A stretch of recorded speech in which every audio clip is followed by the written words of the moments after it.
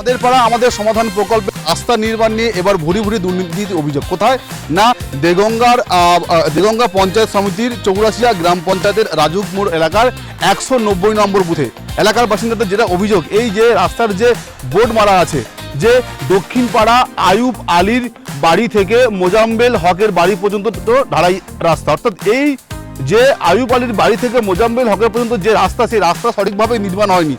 কি তাদের অভিযোগ না এই যে রাস্তা নির্মাণের ক্ষেত্রে ভুরি ভুরি দুর্নীতি, সেই দুর্নীতি করা হয়েছে এমনভাবে এই যে পাথর, যে বালি সিমেন্ট পাথর, যে কাঁচা মাল দিয়ে যে দুর্নীতি করা হচ্ছে সে কিন্তু অত্যন্ত নিম্নমানের। এলাকার বাসিন্দাদের যেটা অভিযোগ, গত 10 থেকে 12 দিন আগে এই রাস্তা নির্মাণ হয়েছিল, তারপরে কিন্তু এই রাস্তার এই অবস্থায় রাস্তা কিন্তু একেবারে পুরো ভেঙে নেমে গিয়েছে। রাস্তা নির্মাণের ক্ষেত্রে যে পাথর বা যে বালি বা সিমেন্ট ব্যবহার করা হচ্ছিল তা কিন্তু অত্যন্ত নিম্নমানের হওয়ায় এইভাবে কিন্তু পাথরগুলো একদম পুরো ভেঙে গিয়েছে। দেগঙ্গা থেকে ক্যামেরায় অরিন্দমের সাথে অর্ণব মৈত্র, রিপাবলিক বাংলা।